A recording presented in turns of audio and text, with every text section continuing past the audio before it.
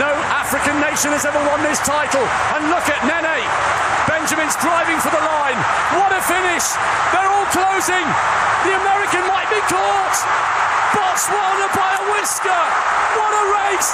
What a week it's been in Tokyo. And for the first time in history, it's an African nation on top. They have risen like gods. What a finish. What a relay.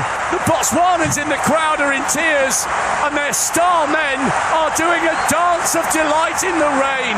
This week, 4 men from Botswana, a landlocked nation of 2.6 million people, did something no African nation has ever done before in the world of athletics. This was a gloriously shocking outcome that reveals a truth far bigger than sports. In this video, I'm going to talk about how Africa is stepping into the global stage in a way that the world must now confront. I guarantee you, if you're pro-African, this video is going to make you feel amazing. If you don't know me, my name is TJ, I'm Nigerian and British mixed, and on this channel, we talk about African geopolitics. So Botswana just won the men's 4x400 meter gold in the World Athletic Championships. I'm really bad at names, so I'm just going to put them up here on screen for everyone to see. In very wet conditions, they beat a world-class field, including the favorites, the United States, climaxing with an epic finish coming back from behind in the final straight. South Africa also performed excellently, narrowly missing out on silver to place third just behind the Americans, who, like most nations, field a deep bench of 400 meter specialists. The fact that Botswana included their 100-200 meter sprint star, Tobogo, makes the win even more incredible. Yet that achievement fades beside the astonishing run of Kebinatshipi on the anchor leg. At just 21 years old, he'd never run a 400 meter race internationally before this year. Yet on top of this relay gold, he also took gold at the individual event just days earlier. When an unknown athlete steps up to a distance he's barely experienced and becomes the best in the world, that is raw, undeveloped potential finally getting its chance. Those same Botswanan men who outran the world on the track carry DNA that has been perfecting running for 20,000 years. In the Kalahari Desert, right there in Botswana, the San people have been practicing something called persistence hunting since before recorded history. The Jiu San, the Ghana San, the Jo, and the Go tribes, sorry for the bad pronunciations, they track down kudu and gamesbok, animals that can sprint faster than any human, and they run them down for hours until those animals collapse from pure exhaustion. The athletic capabilities that kept these tribes alive in one of the Earth's harshest environments for millennia just showed up on the Olympic track, and it outperformed the world's most advanced athletic programs. You see, this story is about Africa itself. For decades, we've watched African genetic brilliance power non-African nations to glory. The numbers are nothing less than staggering. Of the 1,256 athletes who have ever broken the 10 seconds mark in the 100 meters, only 8 have no significant African ancestry. Just 8 African runners now hold 85% of the top world's rankings in the middle and long distance events as well. Yet, for a number of generations now, many of these African descendants, world beaters, won gold for non-African nations. The United States dominates sprinting, with a majority of its team being made up of descendants from enslaved Africans. A lot of British track success comes from Caribbean and African migrants. And in football, when the French won the World Cup, the picture of a mostly black team trended on social media as people started to notice that white people made up a minority of the team that lifted the trophy. So here comes the deeper truth that nobody talks about. This pattern isn't limited to athletics alone. Africa has 33% of the world's mineral reserves, 10% of global oil reserves, and 8% of natural gas reserves. Yet the Democratic Republic of Congo, sitting on trillions of dollars worth of untapped minerals, has 73.5% of its population living on less than $2.15 per day. Nigeria produces massive oil wealth. 40% of Nigerians still live below the poverty line. The same extractional model that has kept African athletes running for other flags has kept African resources flowing to other economies. For over a century, wealth flowed in one direction, out.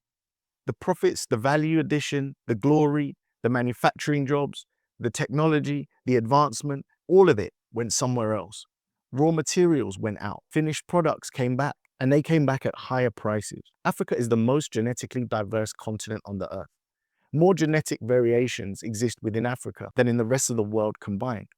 The Dinka people of South Sudan are among the tallest humans on the planet, with men averaging over 6 feet and many reaching over 6 feet 6 and even taller. Meanwhile, the Mbuti people of the DRC are among the shortest, typically ranging from 4 feet 6 inches to 4 feet 11 inches. From the tallest to the shortest people on Earth, all in the same continent. This means unique physical attributes that offer genetic advantages in athletic endeavors, exceptional height and wingspan for basketball, for example, specific muscle fiber compositions for distance running, explosive power for sprinting. There's vast, undiscovered and untapped human potential across the continent. There is vast and untapped human potential across the continent when it comes to athletic endeavors. Just like Africa holds 33% of the world's undiscovered mineral reserves and untapped natural resources waiting to be developed, the continent holds an enormous reservoir of undeveloped athletic talent across its incredible genetic diversity. The same way countless diamonds remain uncut in African soil, oil reserves stay untapped beneath African ground, there are genetic outliers and athletic gifts scattered across the region, in every tribe, in every community, that haven't yet had the opportunity to show the world what African excellence can look like when given the proper resources, the proper systems, the proper platforms. The Botswana relay victory isn't just about 4 fast young men. It's about access. For the first time in history, African athletes are getting the same training opportunities, the same sports science, the same nutritional support that used to be only available for wealthy nations. The internet has changed everything. Young Africans can now study the training methods of the best, replicating the most cutting-edge training systems in the world. The gap is starting to close, and it's closing fast. And this is happening across multiple industries. Africa's population of 1.55 billion people has a median age of 19.3 years old. More than 60% of the continent is under 25. By 2035, more Africans will enter the workforce in each year than the rest of the world combined. So now these young Africans have something their parents never had: the internet, mobile technology, digital education. They can see what's possible. They can connect directly with global markets.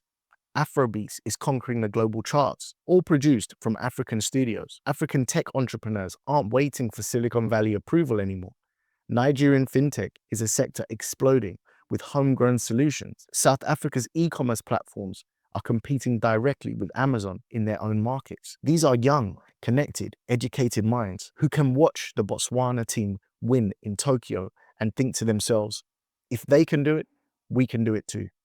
They're growing up seeing African excellence and they're beginning to reach for it. The old extraction model is breaking down because it depends on information asymmetry and technological gaps that are rapidly closing. France are still extracting billions of dollars from the CFA franc system, and more people are starting to wake up to that reality. Countries are starting to break away, looking to other places like China and Russia, who are offering alternative partnerships that don't require currency controls or resource extraction deals. The old guard is panicking because their monopoly on African development is ending. Botswana declared a public holiday to celebrate the relay gold. President Duma Boko said the athletes are natural diamonds, not just the ones in the ground that Botswana's famous for. That's a shift right there, from seeing Africa as a place only to extract things from, to recognizing Africa as a place where excellence can originate, a place where innovation happens, where the future is being built. As Western nations face declining birth rates, economic issues, ideological and military conflicts, aging populations, and reduced competitiveness, Africa is starting to represent the world's most dynamic demographic, something that the West needs if they want to maintain their comfort. When Botswana won gold, they didn't just win a race. They were announcing Africa's arrival in the modern world, not as a supplier of raw minerals or charity recipient, but as a true competitor, as an equal, as a peer, as a continent that will define the next century. That relay race is evidence that when Africans get equal access to resources, equal opportunities to compete, equal platforms to showcase their abilities, they don't just participate, they can dominate. They set new standards. They force everyone else to raise their game. And that's exactly what's happening across all sectors. From athletes to technology, from music to manufacturing, from finance to renewable energy. And the era of African excellence is beginning. Botswana showed that this formula is about to scale, and the race has already started. Africa is starting to choose itself and ensuring that it's no longer running for other nations' flags. I would love to know what you guys think in the comments section. Did you watch the race? Did you see how everything went down? But if you have nothing to add in the comments section, would it be too much for you to write the words African excellence? It just lets me know that you watched the video to the end, you like what I'm doing, and you want me to continue.